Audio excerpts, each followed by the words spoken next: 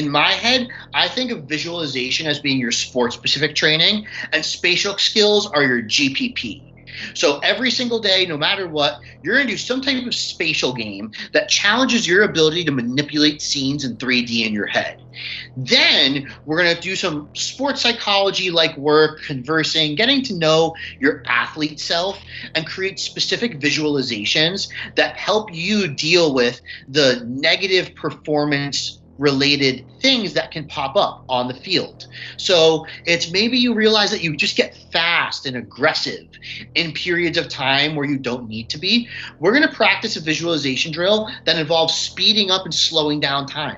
So maybe you see the drop of water come really slowly off Michael Phelps's goggle, and then once it leaves the goggle, back to real time. So there's a dual training modality that I kind of bring to the table when we talk about training an athlete's brain.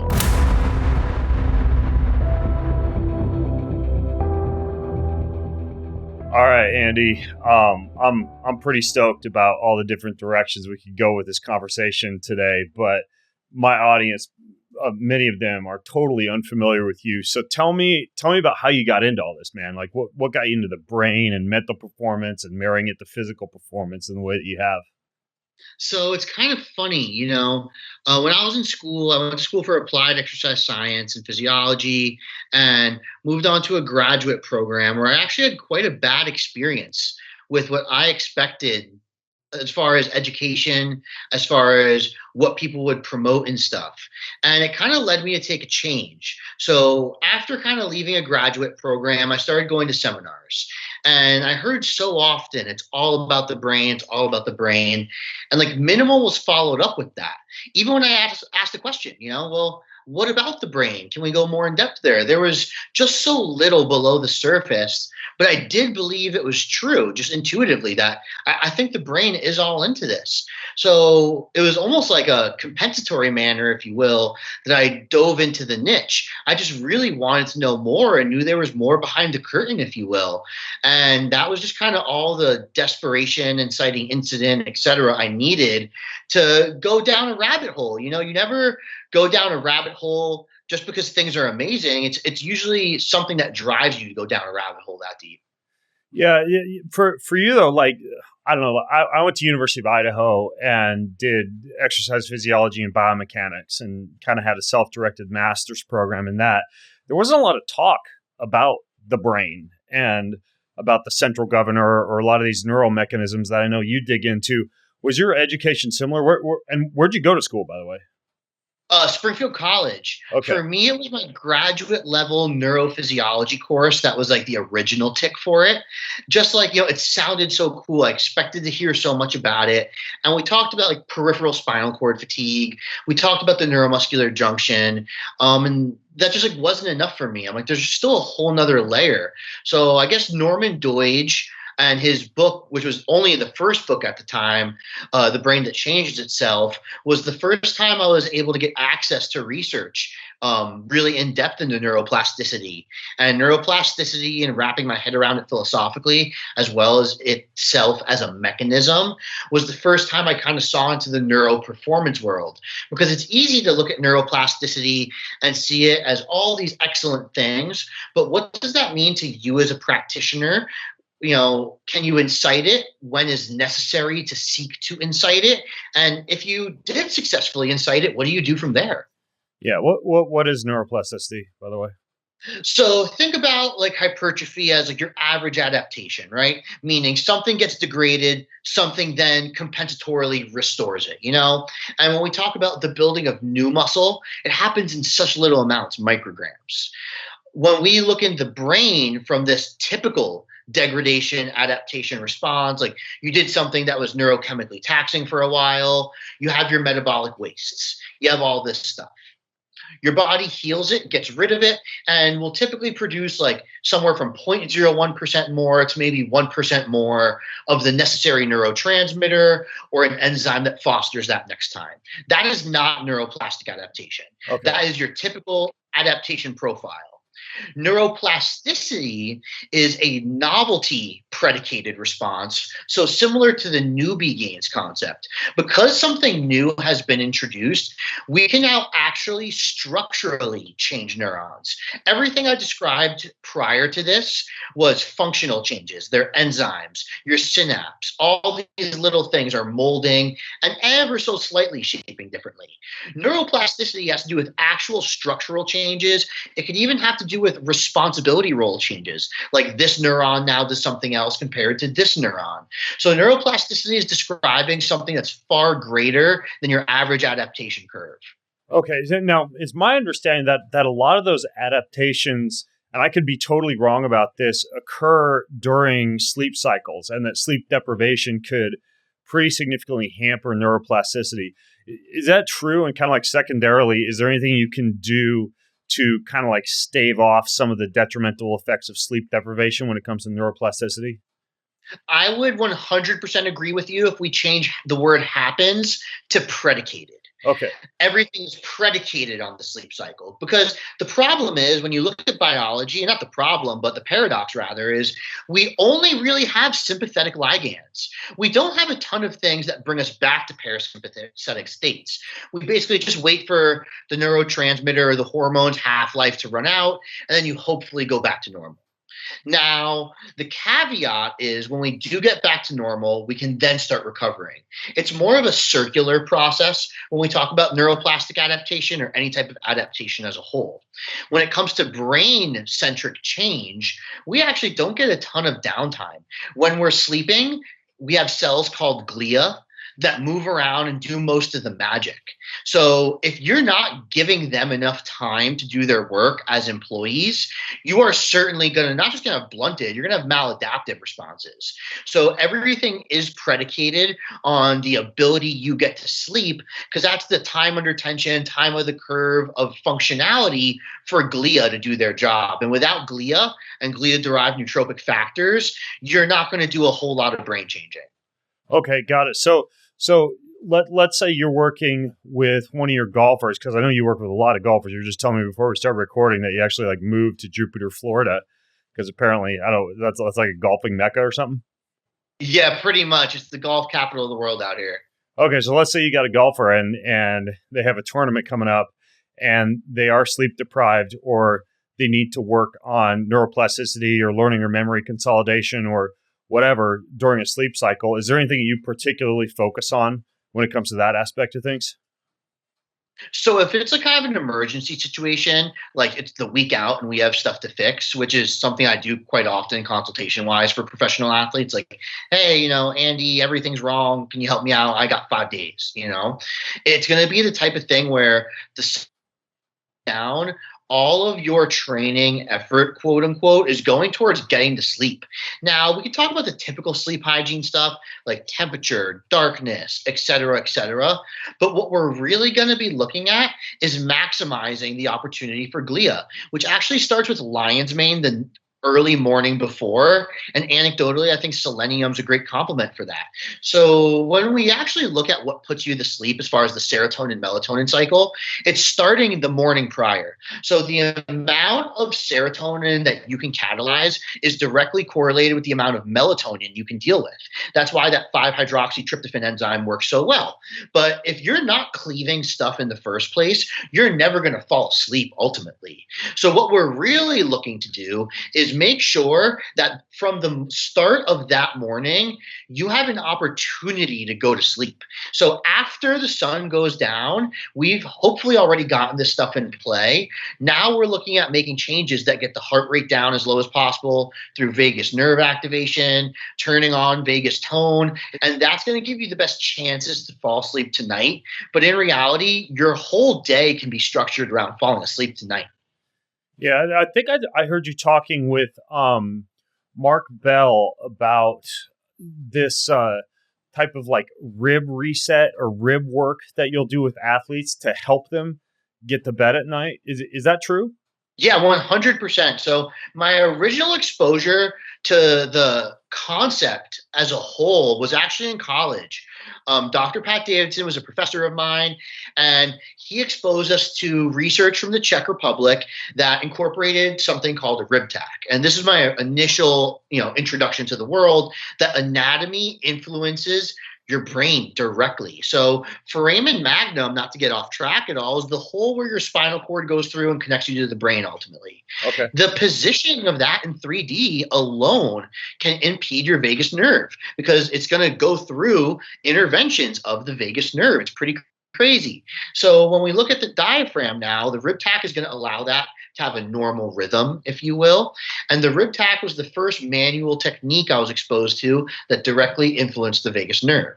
And we see this all the way through small intestine changes because we're going to see blood rush to the gut, as well as cardiac and respirations per minute. So the heart and lungs as well, which are the three caveats to the vagus nerve being turned on. So I was like, wow, there's a whole world of this stuff. And I've been able to migrate and navigate my way around to finding sternocleidomastoid and anterior neck techniques, as well as supraoccipital nerve and greater trochlear nerve techniques that do the same thing. So we can kind of look at this axial skeleton from the belly button up as an opportunity to change the vagus nerve. And it's not a coincidence that that's actually where it travels through in our body. Yeah, that's interesting. Not that I want to put you out of a job or anything, Andy, but like, let's say somebody's sitting at home and they're like, well, I want to learn a few of these tactics I could maybe like self-inflict on myself before I go to bed, whether it's the rib or the sternocleidomastoid or the temporal area or something like that, to be able to kind of like modulate the vagus nerve before sleep. Is there any resources or any particular tactics that you think would be useful that people could just like try right away? So the cool thing is that all the typical like meditative yoga like tactics are attempting to poke at this. So I'm a teacher and mentor by trade. That's mostly what I do besides this pro athlete stuff.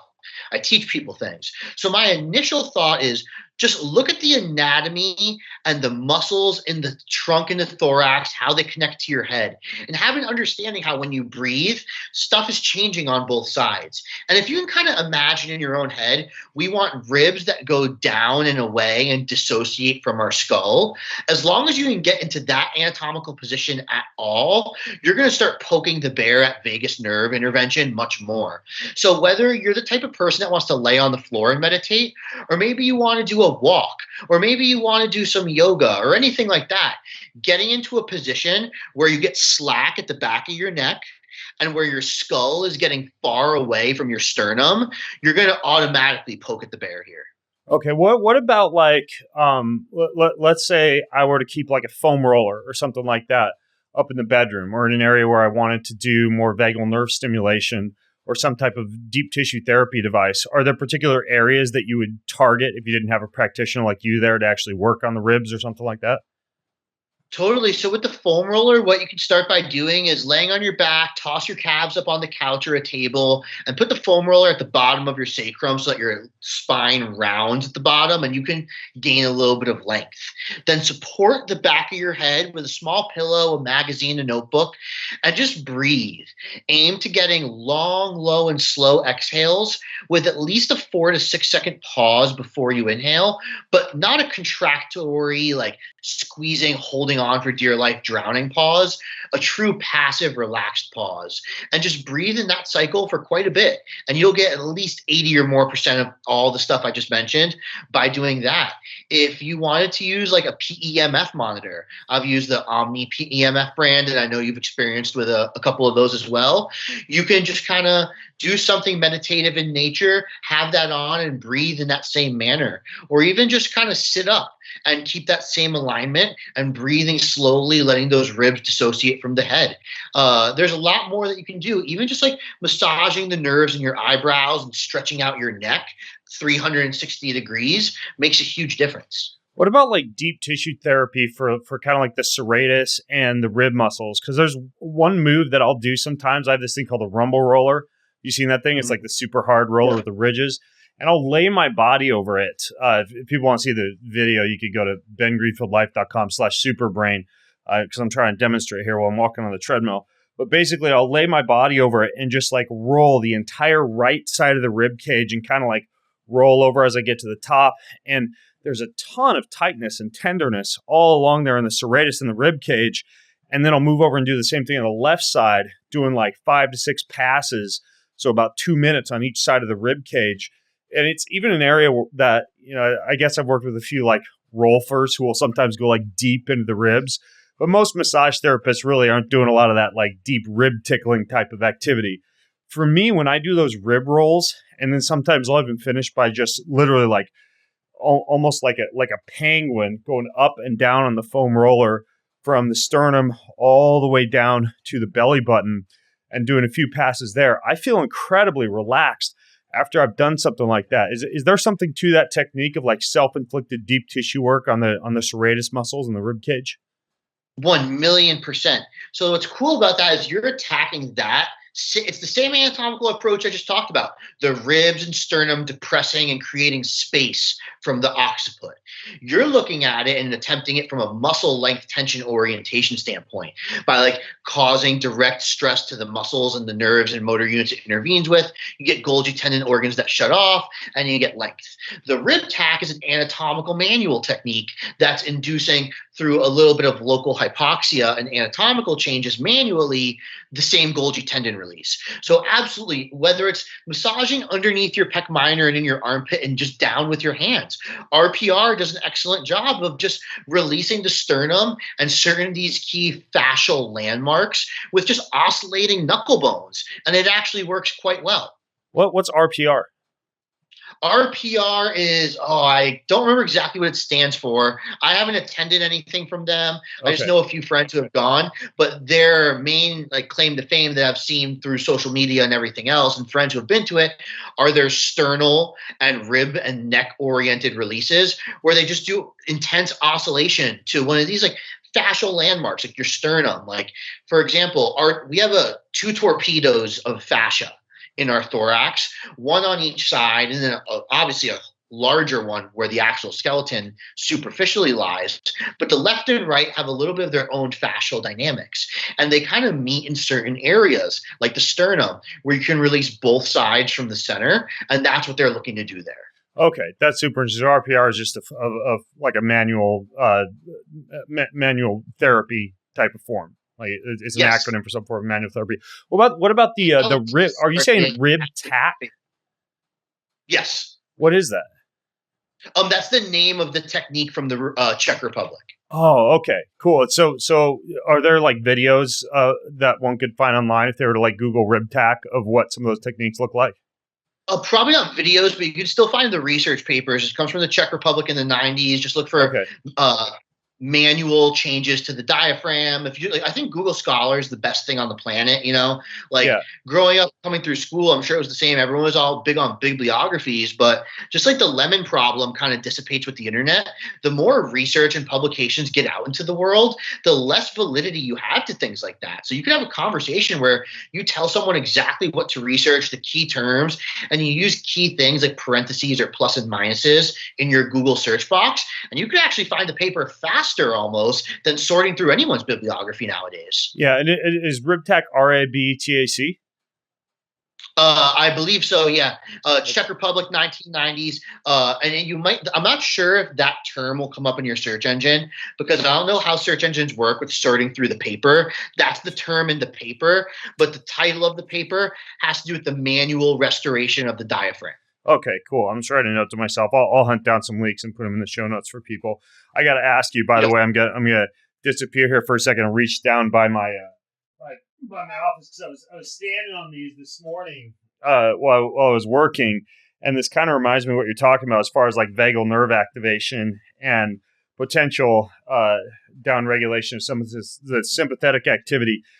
These things arrived at my house last night. It's like this nail bed that you stand on that you would use as almost like kind of like an ice bath for the feet for vagal nerve activation and some proprioceptive input. And you've no doubt seen a lot of these acupressure mats and things like that folks will lie on. What do you think about using that as a tactic to kind of like downregulate sympathetic, whether a nail bed or an acupressure mat or something like that? Mark had something similar to that when we did the podcast recently.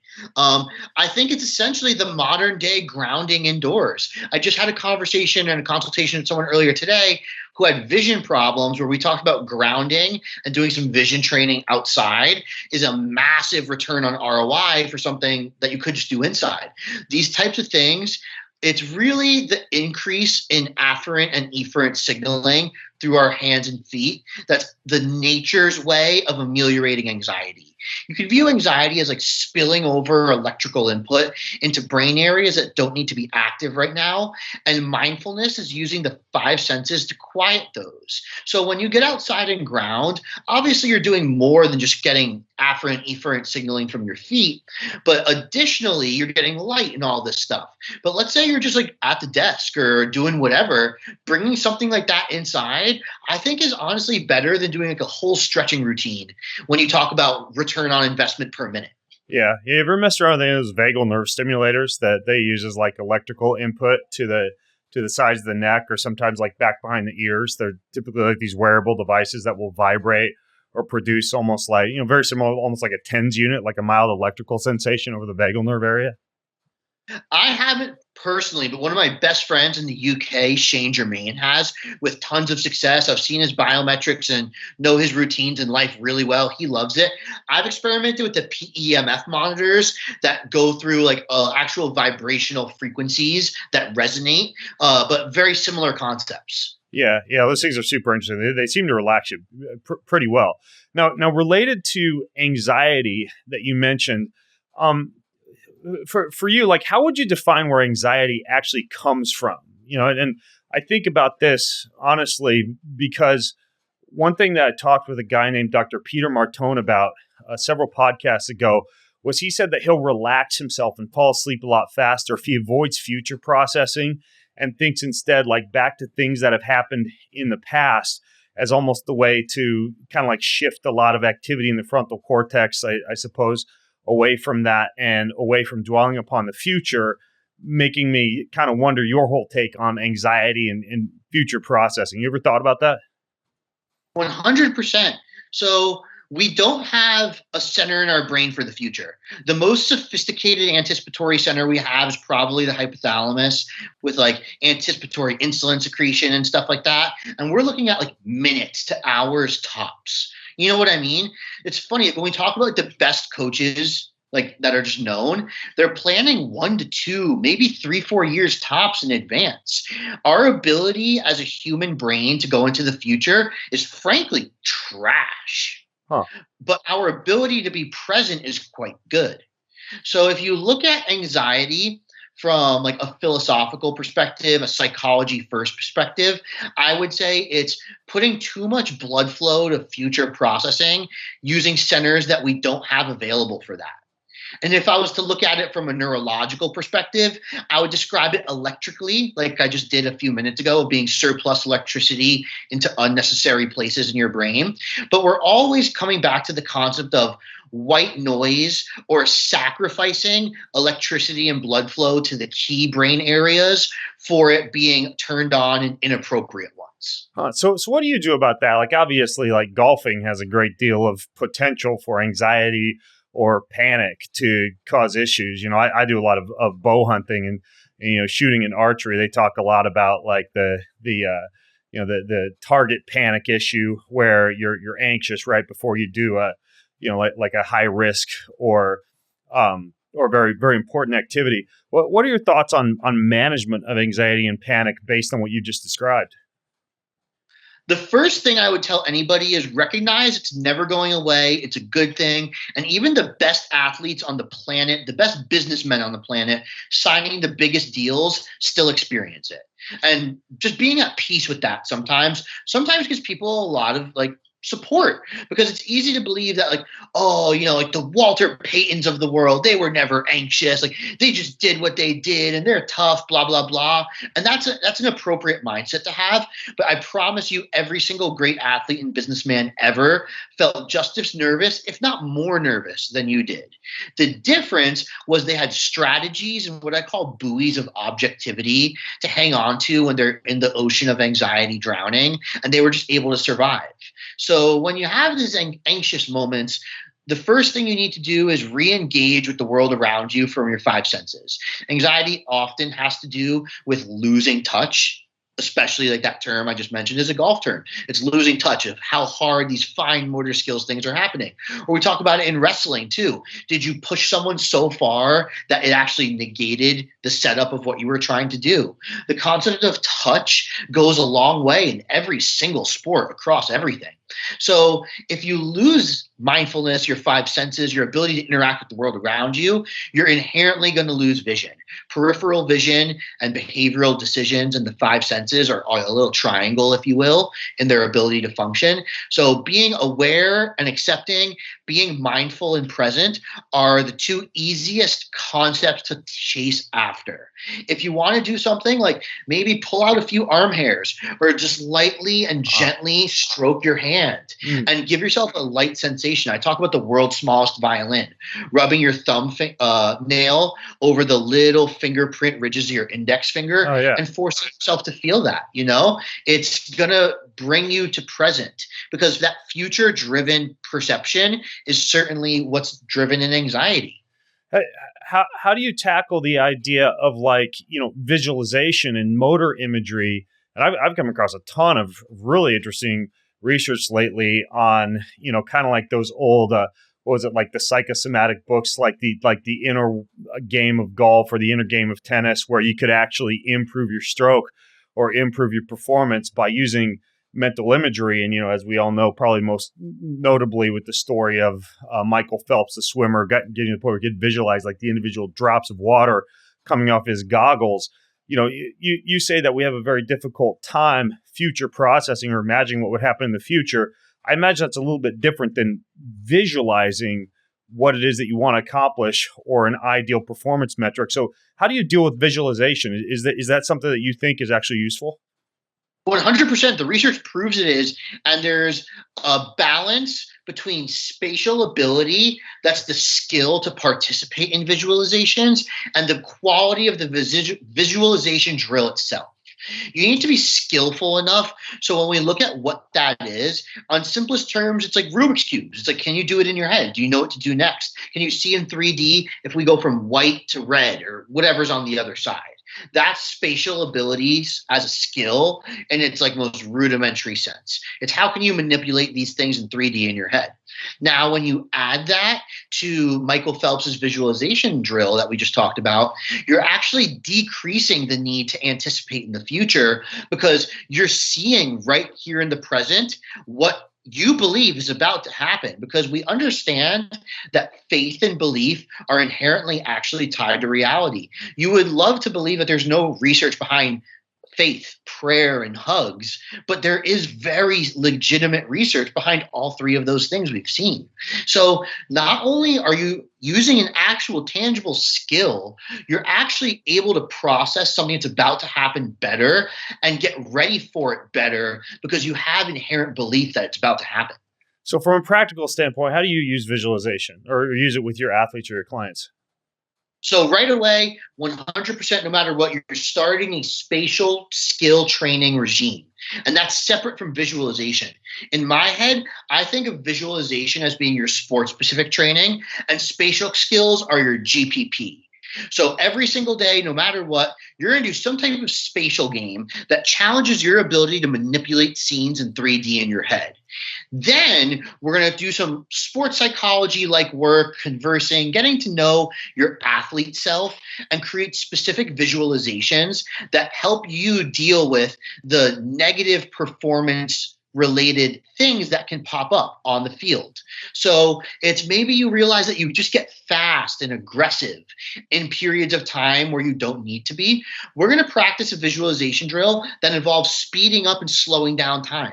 So maybe you see the drop of water come really slowly off Michael Phelps's goggle, and then once it leaves the goggle, boom, back to real time. So there's a dual training modality that I kind of bring to the table when we talk about training an athlete's brain. You ever use visualization, I guess for like a non-high performance athlete, but let's say the average person, like going to the gym, hitting the weights, just pursuing better health and fitness in general from a preventive standpoint. Anything that you would use with visualization when it comes to those type of folks who might think this is just for the pro athletes? Yeah, I use a drill that I call the chalk outline drill, and I force you to be able to manipulate your brain space related to what you're doing. So maybe you have like a real issue with like lower back on deadlifts, but literally nothing else, and your back never hurts. We can approach that from a neurology perspective and look, you've had so many hippocampal memories associated with this part of your sensory motor cortex that we have substance P just kind of slip into this motor pattern now because it's happened so many times. So what I want you to do is make this chalk outline and envision the lower back portion of your chalk outline in a calming purple or blue, and allow yourself to disengage feelings of vigilance, aggression, pain, or whatever negative you have pent up in that low back. Then open your eyes, get ready, and perform a successful deadlift. And then do it again back and forth until that pain degrades. Interesting. Part of the performance piece that you hear thrown around a lot that I'm sure you've come across is this idea of getting into the flow state. Do you work with that much as far as like practical ways to increase someone's ability to be able to get into the flow state? Yeah, it's fun for me because you have to reverse engineer it. Where the research ends on flow state is the different flow states for different people in different sports. I've kind of come to my own categorization of we have dopamine and norepinephrine driven flow states for individuals. Some rare people do both, but people are usually one or the other. The type of person where it's like having your best friend there and the euphoria of your friends and I made it, that ignites the ultimate performances in you. And we see these people are anticipatory in nature, just like dopamine tends to be. But we also see people that function under the I need to get punched in the face first and then I'm amazing mindset. These are the norepinephrine people, because when we look at like Adderall like drug studies, we see norepinephrine always comes to the party late. And that's because it's a constituent of dopaminergic activation. So what we're really looking at is some people slip into flow state, because slip into is actually the terminology they use in the research, because that's what happens. Some people slip into flow state as things are beginning and the environment related to it causes it to them. And some people attain flow state after that's already begun and they've stabilized. And norepinephrine as a neurotransmitter has to do with focus. These tend to be your somewhat aggressive, stoic face, very kind of goal-oriented individuals, where the dopamine people tend to be the types of carefree, fun-loving flow state individuals. Yeah. Oh, I'm totally norepinephrine. Like for me to get into the flow state, I got to be in a lot of pain, under a lot of pressure, or having been engaged in the activity for at least like 15 to 20 minutes before I really get into that alpha state where everything's starting to feel easy. Is that pretty typical for a norepi? 100%. You see this like whether it's baseball, football, or golf. This is the guy that needs to strike out once to hit a home run. The guy that needs to bogey the first hole. The guy that needs to have a shit first half so that he can bounce back and have a killer second, third, and fourth halves. And then there's pros and cons to everything, right? So we see the norepinephrine people tend to have less control over their flow state because they're typically responding to something that needs to happen.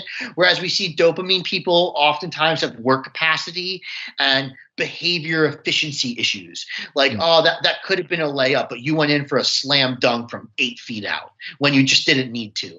You needed to take a bunch of caffeine and get all hyped up and get crazy sweaty just to actually ignite what you need to do.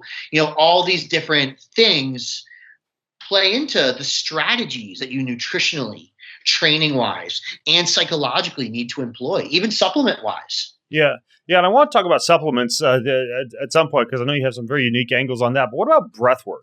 You mess around with breathwork much with your athletes? Tons. The awesome thing about breathwork, I'm a big allostasis guy, meaning homeostasis has to do with the 7 key variables that will essentially kill you if they come out of whack. The stuff you'd expect. Blood pH, oxygen, calcium in the myocardium, all the things you just never mess with, right? That's homeostasis. It's actually a much smaller world. Allostasis makes room for everything else adaptationally, emotionally under the sun, and everything that's kind of related to being altered defended states, meaning the what if scenarios. So you can think of it as like the 80-20 rule: 80% allostasis, 20% homeostasis. The awesome thing about breath work is it actually successfully plays on homeostasis. Okay. No matter how you breathe, we're going to maximize oxygen efficiency and utilization the best way we can. If you breathe through your mouth, it's kind of like driving that Ferrari where you're able to get a ton of oxygen influx and you're going to need to be able to utilize these large changes. That's why mouth breathing and sharp exhales, like in boxing and fighting, are always correlative with like high amounts of force production and being sharp. Whereas nasal breathing, you're straight up getting less oxygen in. So it's correlated with low blood pressure, efficiency of oxygen uptake, phosphodiesterase enzymes. All these cool things on both ends are actually trainable through breath work, in fact. Now, is there any particular form of breath work that you like, that you favor, whether it's like Wim Hof or alternate nostril or anything like that, or do you use multiple tactics? I think they're all like circle goes with circle, triangle goes with triangle stuff. Like if you want to improve how much force you can produce on an exhale, and you notice that when you exhale hard, you just go kind of like that quintessential old person we hear in our head. It's like, eesh, you need some help with your sympathetic interventions. Maybe we're going to do Wim Hof breathing and try to get like a manly, forceful exhale out of you sometimes. Yeah. Or maybe you're the opposite. Maybe you're the person that you just, for the love of God, you cannot get out of a hyperventilatory state. That means you can't decrease the legitimate pressure on your vessels enough to slow hemodynamics and everything flowing through your blood down. So you should probably be the person to practice nasal breathing. So it's more like, what do you want to change? What wire goes where to get what you want? Yeah, it sounds to me like maybe you could use heart rate variability as like a self-quantifying method to kind of like look at your sympathetic, parasympathetic balance, then choose more of a stimulatory form or more relaxing form of breath work, depending on how you happen to be wired generally or wired for that given day. Totally. Let's say you do like the hardest workout ever. And whenever we talk about difficulty in training sessions, I always instantly think multi-variables. So it's not just creatine, not just heavy breathing, not just aerobic. It's some form of the three is what everyone says is hard. So let's say you did something crazy like that and your HRV actually went up the next day. You're probably someone who could benefit from some Wim Hof breathing. If something that sympathetic and that difficult, obviously HRV values are an algorithm, but pretty much made you quote unquote healthier in a sense, you probably need some more of that in your life. Whereas maybe one bad night of sleep or even just missing out on an hour of sleep absolutely trashes your HRV. You should probably be a relaxed meditation nasal breathing guy because our PONS does a really great job of auto-regulating sleep. So if missing 1 hour actually quantifiably messed up your HRV score, that's probably where you should put your effort. Okay, so basically looking at sympathetic versus parasympathetic dominance, it sounds to me like what you're saying is that if you find yourself excited or stabilized by high-intensity activities, then maybe more of that stimulating breath work would be beneficial for you. Whereas if you find yourself just super triggered and stressed out by those type of activities, maybe more of a relaxed parasympathetic breath work approach. Yeah, absolutely. It's just like back in the day looking at like fiber type dynamics to figure out how you should train. Charles Poliquin was big into that. Yeah. It's just like looking at your individual specificity and then properly supplementing, whether it's training, breath work, vitamins, whatever, with your individual specificity. Okay, that makes sense. Now, stepping back big picture, I mean, this might be asking somebody who holds a hammer whether or not the world looks like a nail, but how true is it, this idea that the brain kind of like runs everything from a pattern or a habit cycle? And like, do you have any examples of how it is that the brain is so in control if it is? I think you could say that accurately for two reasons. One, everything that has to do with like, there's no behavioral enzymes in your muscles. So just geographically and real estate wise, it is running the show. It doesn't mean that it could run the show without the muscles, but just as far as like where all the important employees are up north is what I call it, like north or south of the neck. Mm-hmm. Up north of the neck just happens to be where most of the important employees, business buildings, all that stuff lives. Now you could also say that because there's plenty of cool research studies that show us it's cortical areas of your brain being inhibited or disinhibited that really modulates behavior, and you can't step too far outside of that. So For example, we have famous research that was done with legitimately like meth, and they were put in a doctor's office waiting, while on meth, double blind. They didn't know they took meth.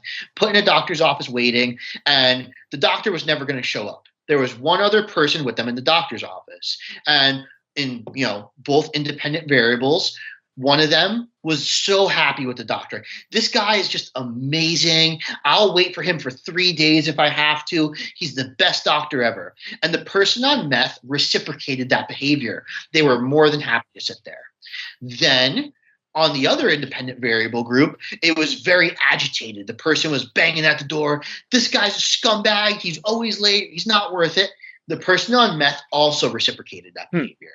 Now, it's a little convoluted to initially deconstruct in your head, but recreational drugs, something as potent as meth, is just going to promote whatever is instinctually going to happen. It's going to make you less hesitant, and it's going to make you just kind of go with the flow easier. Now, what it shows is that when that amygdala is turned on because of the environment, and your amygdala in any area is going to be sensitive when you're on recreational drugs, it's going to automatically incite aggressive behavior. Whereas in the other one, we're inciting our anterior cingulate, which is a really important part of the prefrontal cortex where empathy is specifically processed. So it's more that we can take, what was his name? I'm forgetting it, the old story where in like the 1800s, the miner who gets the metal rod through his frontal cortex. Phineas Gage, that guy? I think it's Yes, Phineas Gage. Yeah. Right? So the stories, we don't know how true they are, but the stories were that his wife always said he was the most docile, amazing guy ever. They had a perfect marriage. After this tragic incident, which no one thought he was going to survive, which also shows us how cool the brain is, he literally had an iron rod go through perfectly the front of his frontal cortex, obviously, and it changed his behavior because his frontal cortex obviously was atrophied and died neurologically because of the metal rod. So his amygdala took over as his primary behavioral complex. And I actually believe not only did he die young of like essentially high blood pressure like symptoms, he actually divorced his wife and everything was terrible at home after that, even though he was medically fine. Yeah. It's kind of interesting because the way I think about this, about the brain being in control, and I'd be actually super curious to hear your thoughts on this, is like I can have a massive breakfast, like totally go outside the norm of my normal calorie controlled smoothie and, take my sons out for waffles and eggs or whatever, like 10 a.m. for like a late, big 2,000 calorie breakfast. But like clockwork, I'll get hungry at like about 1:30, my normal eating time, no matter whether or not I've had a big breakfast, small breakfast, fasted, whatever, just like hungry at 1:30. That makes me think that the incretin hormones in the gut and the pancreatic enzyme output and all that isn't necessarily in charge, and that there's something going on with like insulin in the brain or some of these ghrelin or leptin hormones or something like that. Is there something to that idea? 100%, whether it's the chicken or the egg scenario that we see people that are obese over time have hypothalamic signaling issues, or hypothalamic signaling issues cause you to be, more easily obese. We know for sure that it's hypothalamic signaling that is responsible for the amount of insulin you anticipatorily secrete and if you can do so or not. So if you could follow that quick sentence or two, that also tells us it's trainable. You've trained yourself at 1:30 through your discipline over time to have that hypothalamic response. And the sensitivity of your hypothalamus can directly be correlated to the metabolic flexibility you have. Okay, got it. Yeah, that makes sense. And by the way, this just makes me think, I got to ask you about this. What do you think about people who say like you only use 10% of your brain? Or not the people, but the theory. Yeah. So it's funny, like if you wanted to be like a con artist, you could kind of potentially sway something saying like, oh, well, like so much of this automatically happens, blah, blah, blah, blah. But in fact, it's just still wrong. The brain is the most efficient organ on Earth, period. Like it's not even close. Like our liver is quite amazing, especially when we look at what happens to your liver with exogenous growth hormone on research studies, when they correlate the liver changes, even with PED studies and research, it's always muscle cell, hepatic, or prostate. and the brain, and they measure all this stuff together. The liver is an amazing organ, amazing. It is not even a third of as miraculous as what the brain can do. So in fact, we use 300% of our brain. The mass and the neurons in our brain alone is not enough to describe how cool and how advanced the things that actually go on up there are. Yeah, I love the idea. And I came across this a few months ago about the actual increase in metabolic rate, calorie burn, and glucose burn, even you're engaged in high intensity mental activities such as chess or working hard on a project, you actually upregulate brain metabolism pretty significantly in terms of either glucose or ketone utilization. So it just goes to show like that organ's definitely using a lot, right? 100%. It's funny. I used to be quite competitive in strongman, and I'm hoping the next year or two I can have a couple, one or two more fun stabs at the high level. But just like you, I always have my nutrition in check. I keep tabs. I like to know what's going on. And the days where I'm coaching in person, whether it's for golf or whatever professional sport, I'm not eating much less to recover from it. Maybe less than 5-10% than I was recovering from strongman competitions and stuff. It's pretty crazy the amount of food I need to eat after being emotionally invested in watching and obviously walking a ton is the same as putting my body through the ringer in a competition for the most part. Oh yeah. My family knows after I've had a morning of podcasting, half of which is walking a treadmill, talking with super smart people like you, trying to keep up with them, that they better be the first to grab the food at the dinner table buffet because I'm coming up and I'm punishing a lot of food for dinner after a day of podcasting. And I don't think it's just due to the physical activity. I think it's part of the mental activity as well. And yeah, when it comes to fueling the brain, you sent me your fantastic new book on nootropics, which if it's out in time for this podcast, I'll link to it, bengreenfieldlife.com/superbrain. You talk about certain things in there, one of which I think a lot of people are familiar with, such as choline.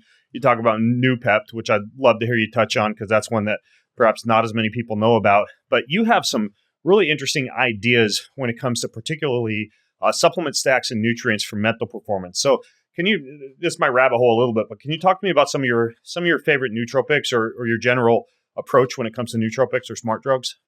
Yep. My general philosophy here is ameliorate inhibition first, hit the gas pedal second. What I've seen from just like prescribing things and recommending things to people over time is that the amount of performance increase you can get from stopping shooting yourself in the foot, whether it's conscious or not, is just so much greater than the amount of like increase in performance you can get through pushing yourself further over time. Okay. Especially because most of the time I talk to people like this are highly motivated individuals who are already pushing themselves so far. So the reason I love nootropics and their effectiveness is because, the same way, like if I know a lot of people who listen to this are super intelligent, when they see like the breakdown of what an amino acid is, like you have your amine group, your nitrogen group, your ribose group. We have groupings together that allow us to say something is X. So if you see a brand new molecule is formed, and it's like, well, this, we don't know what it is, but it has an amine group. It has our nitrogen. It has our ribose. We could probably clump this under amino acids eventually. Nootropics have an antioxidant function that's necessity to call it a nootropic. Okay. They also need to have some type of association between some cortical area being turned on and all cortical areas being turned on reciprocally shut something else off. Okay. So that has to be present. So that's your definition of a nootropic, those two variables? Yep, and they always encompass a perk. So there's always something special about this guy versus this guy, right? So when I look at picking a nootropic, I want to make sure that we're using the antioxidant for the right reason, bolstering the immune system. I want to make sure we're targeting the right brain areas. And lastly, I want to make sure that I'm picking this for a synergistic reason. I think one of the coolest ones is Emoxypine succinate is my favorite form of it. Emoxypine succinate, like SUCCINATE? Yep, exactly. Okay.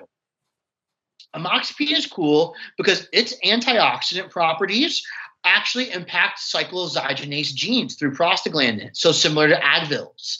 we've seen it in research actually be the first nootropic that can be used for like mechanical lumbar non-specific low back pain and reducing it successfully.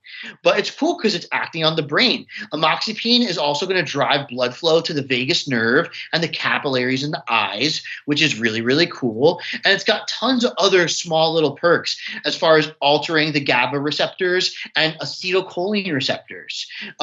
So it's got this widespread conglomerate, whereas Noopept also has the antioxidant portion, but it's doing it in a different manner. It's relieving glutamate toxicity, which is excess calcium. Now, when we look at the brain cortical area function, Noopept is biased to the sensory motor cortex and Broca, Wernicke, and our arcuate fasciculus, or our speech motor areas too. And its perk is that it really does a great job of incorporating memories via the hippocampus with these two areas. So they're two compounds that are similar in what they do, but also vastly different at the same time. And that's why, in my mind, it's proper categorization of antioxidant plus brain plus a perk. Based on the slight differences between amoxapine succinate and Noopept, would you potentially stack the two? You easily could, and that's what also makes it, in my mind, a proper definition for categorizing nootropics, because they can be in the same category but be different enough that you could easily use them for the same day twice, different parts of the day, and have no inhibition or interference. Or you could take them at the same time and they end up being synergistic, which means they are properly placed in this category. Now, it's my understanding that both of those would, to a certain extent, potentially deplete the brain's choline levels more quickly. And correct me if I'm wrong on that, but based on that, would it be wise to, if you're taking a nootropic or a smart drug, supplement with additional choline in some form? Yeah, and they do. And that's the same thing as saying like exercise like improves glycogenolysis, like the release of glycogen from a cell. It's like, well, yeah, because that's what we're paying for it with. Right. You pay for lifting weights with glucose straight up, whether it's from your liver or your mouth food or stored in a muscle cell. That's just how you pay for lifting weights, is with glucose, right? We pay our communication brain to brain, neuron to neuron, and even neuron to muscle with choline. So it is wise, whether it's so little that you just ate a couple eggs that were good quality and you only wanted or needed a little bit, or we're looking at an acetylcholine donor like ACAR or alpha GPC, which is raw choline. It's usually worth your money, especially because acetylcholine products are typically pretty cheap. Mm-hmm. Yeah, ACAR is carnitine. I've heard some things about a lot of folks really getting into injectable forms of carnitine. What do you think of that, and what will be the efficacy of something like that? So acetyl L-carnitine is super different from the injectable carnitine. Okay. View it as acetyl L-carnitine is going to be the carnitine up north of the neck, active in the brain. Okay.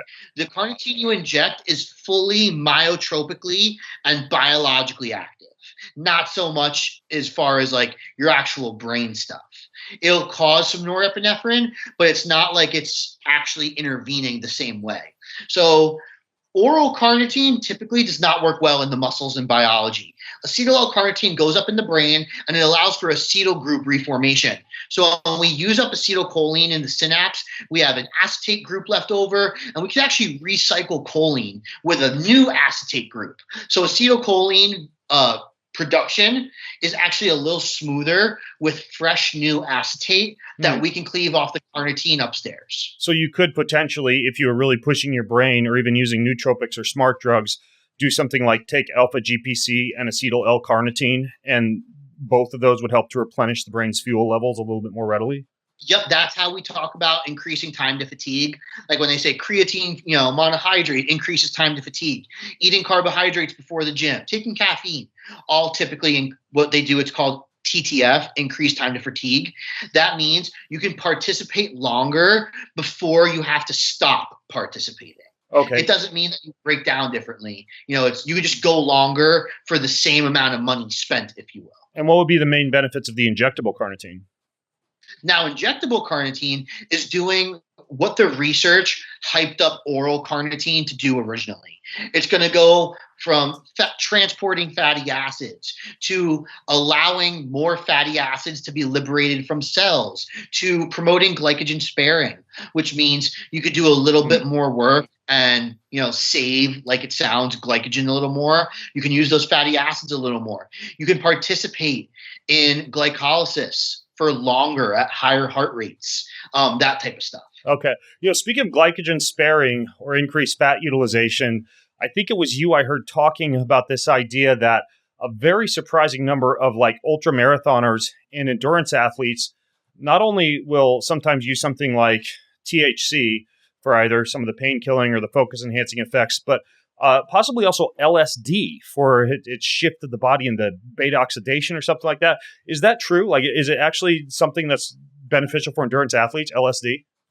Probably the most common, and maybe not the, but like everyone in the ultra marathoning world, maybe they don't all use it the day of, but they've used it at some point because the potential for extreme aerobic adaptations that intervene with something that happens at LSD at an incredibly low dose. It's even sub-microdose. Sub-therapeutic dosing is like the research term, meaning you would take such little of it, you won't even theoretically notice its activity.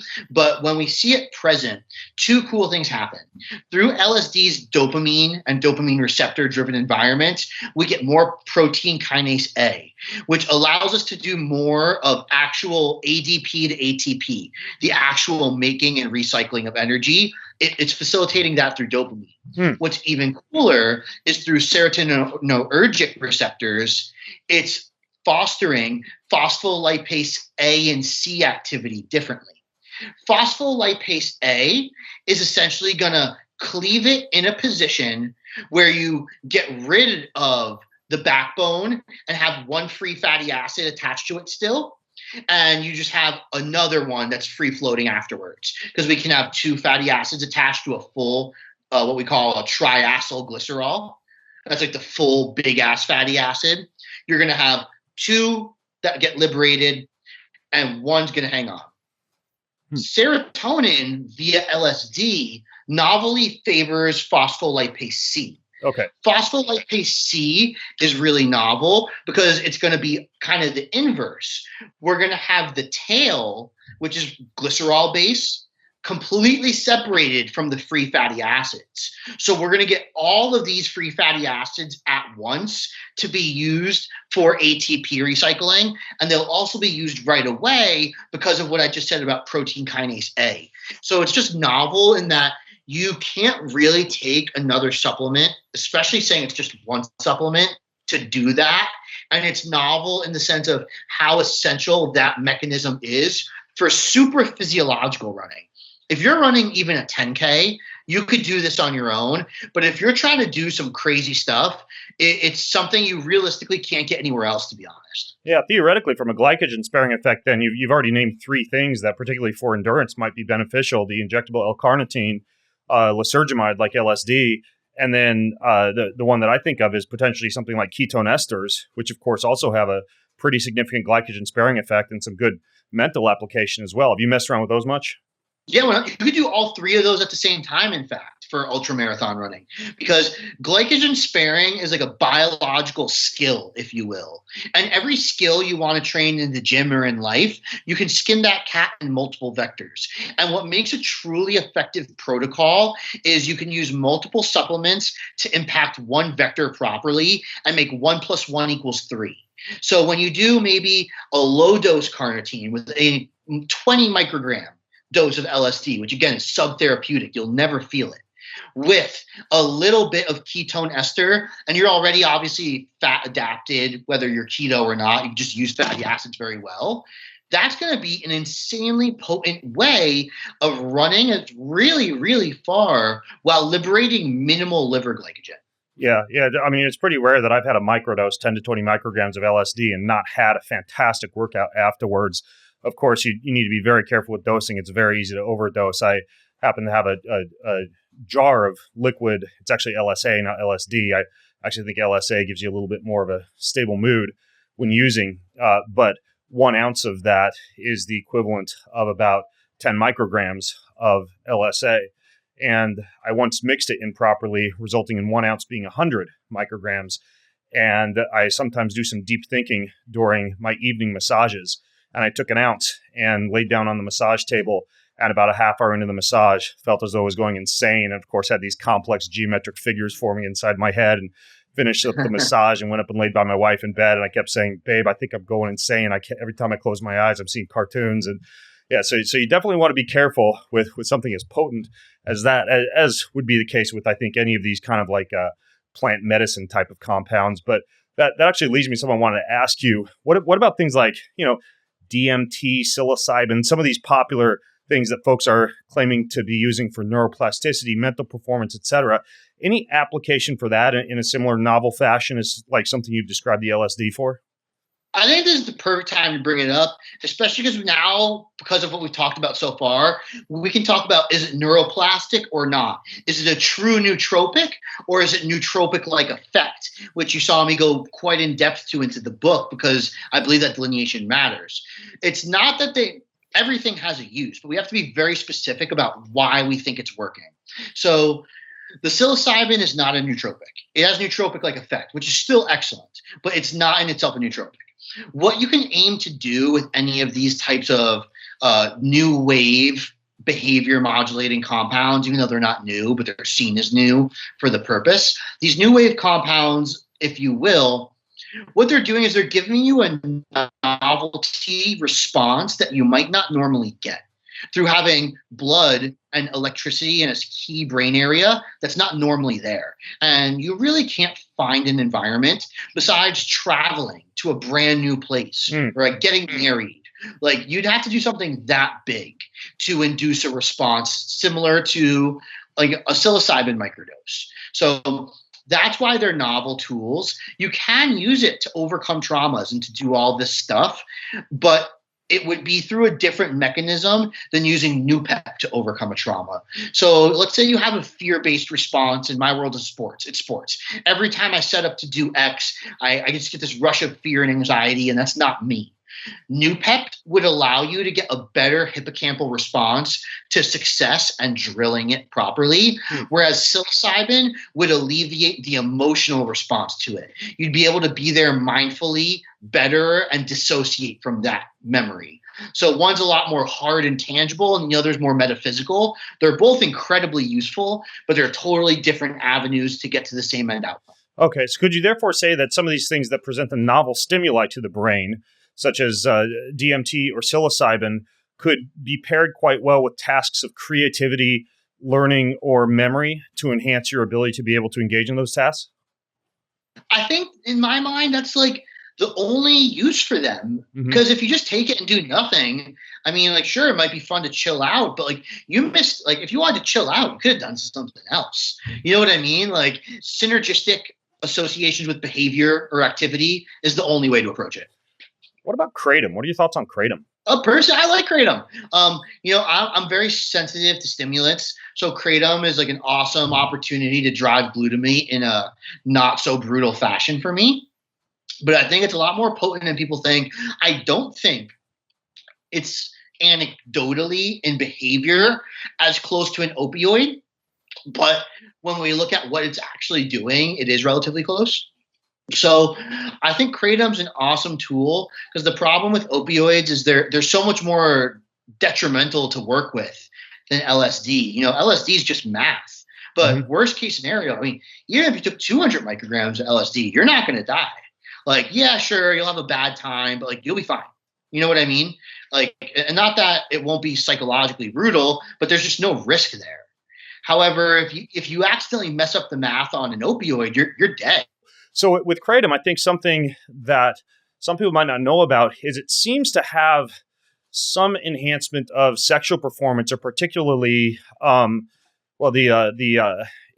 ability of a guy to get hard. And I've seen the same said of something called inositol triphosphate. Is that actually true? And if so, what exactly is going on there? So, and it is true. I'll say that.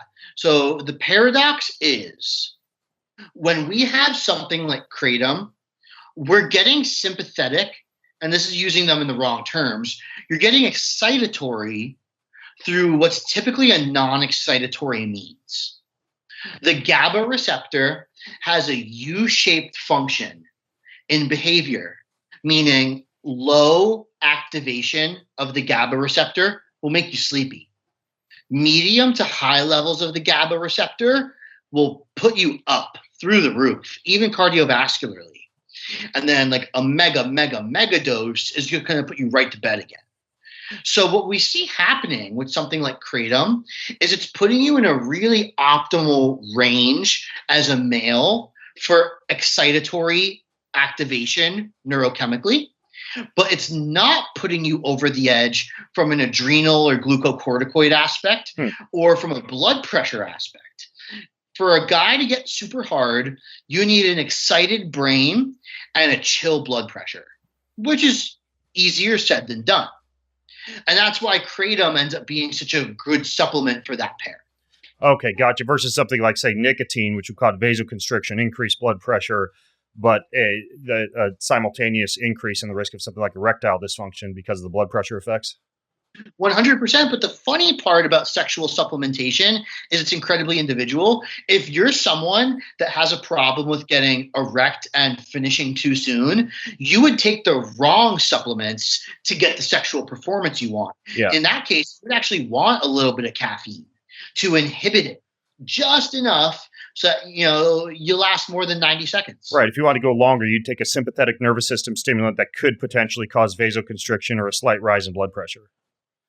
Yes, just to extend it. That makes sense. What about the refractory period? About, coming back again after an orgasm or something like that? Is there anything one could do to decrease the refractory period time? So there's obviously like an ATP cost. What's funny is sperm actually run on what's called GTP. It's a slightly different energy source, but something that agonizes sex hormones with glucose tends to go really well for this as far as just pure energy mobilization. But that's not the big problem.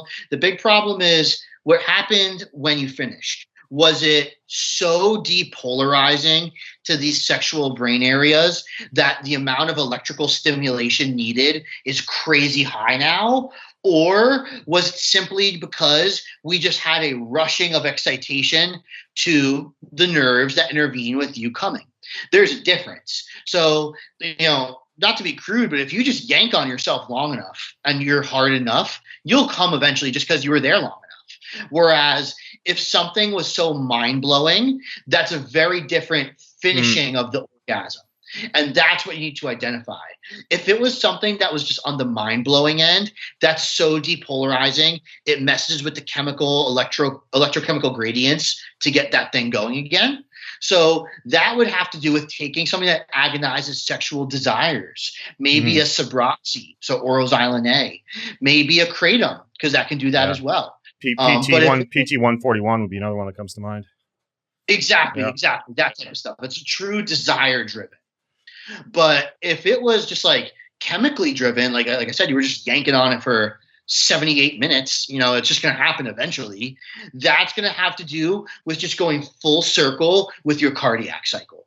Yeah, it's interesting that you say that about the GPT and the phosphate groups responsible for part of the refractory period mechanisms. It kind of makes me think, because it just anecdotally, if I've had a high amount of carbohydrates, say for dinner, and am making love afterwards, I've noticed a significant reduction in that refractory period, possibly because of what you've just described from a macronutrient, glucose standpoint as far as the refractory period goes.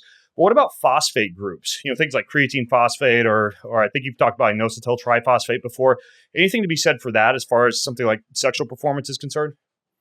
Especially if like you were on like a specifically low carb diet for whatever reason. Yeah. That would be a great way to turn that around, because like the hypothalamic response with whether it's exogenous or endogenous insulin takes care of a lot of those phosphate groups for you, especially if you're eating like a high carbohydrate whole food meal. Like the beauty is that it's taken care of for you. But let's say you're specifically on a low carb diet and you want to look into something like that, like creatine phosphate, through whatever supplement you want is going to support that, along with methyl donors, a little bit of folate, a little bit of P5P, trimethylglycine, anything like that could also be beneficial. Interesting. For those of you who are trying to keep up, I'll take some copious notes and put them in the show notes at Ben Greenfield Life/Superbrain, because I know we're covering a lot here at a pretty rapid pace. But what about the microbiome? Do you take that into account much when it comes to, of course, the gut-brain axis and particular hacks or nutrients or things that folks could use to modulate the microbiome in such a way that it either decreases distractibility or ADD-like symptoms, which some people talk about being a gut issue, or increases mental performance in general? Yeah, it tends to be a criterion-based thing. And first off, it's funny because I think I'm kind of tutored as the brain guy a lot of times. I don't think there's anything more complicated than the bacterial microbiome. And we have a skin microbiome, a mouth microbiome, a sexual microbiome for your organs, which is different than the local skin on your quad, which is different than your gut. We have a intestinal microbiome, which is different than your gut microbiome. So the bacterial world is super, super not my forte, but I know enough to tell you that if you take care of kefir, fermented foods, have them in your diet often, you'll more than the 80-20 rule. You'll have pretty much everything you need. What seems to be the deal with bacterial biomes as a whole is their resistance to change. So an unhealthy biome is going to encompass any new bacteria into the biome with redditorily low exposure, and it's now just part of the biome. A quote unquote strong biome, it's almost like it has a powerful shield where you can be exposed to, streptococcus, and it's not part of your biome now. It's not going to get into the cells, because we know that the way you get viruses is through mRNA, tRNA, basically DNA transferring from the bacterial cell to your cells. So the microbiome as a whole is your shield really to the world around you. And the gut seems to be, I should say, the central governor of all the biomes. So if you take care of that and notice that you don't get sick often, you can eat high carbohydrate or low carbohydrate meals, or just high calorie, low calorie, or shit food, good food meals, and have minimum dysregulation in skin, HRV, energy, etc., like smell of your sweat even is correlative, then you're good enough to not worry too much. I don't know if you ever heard of Dr. William Davis. He wrote a book, I think it's called Super Gut. I had a fantastic interview with him about this yogurt that he uses for a wide variety of issues, managing cardiovascular disease, modulating the microbiome, improving sleep, increasing oxytocin levels, etc. And it's basically like a 36-hour fermentation recipe with either goat's milk or cow's milk, or there's like a plant-based option with coconut milk. But he uses primarily a significant amount of L-reuteri, probiotic, and seems to just swear by that. And during our podcast, he talked a lot about its impact on mental stability, mental performance, and decrease in ADD and ADHD-like symptoms. Have you looked into L-reuteri or this Dr. William Davis guy at all? I've heard of Dr. William Davis. I haven't read the book, but I'll definitely tune into that episode. Lactobacillus reuteri is actually the only commonality amongst children on the autism spectrum disorder realm.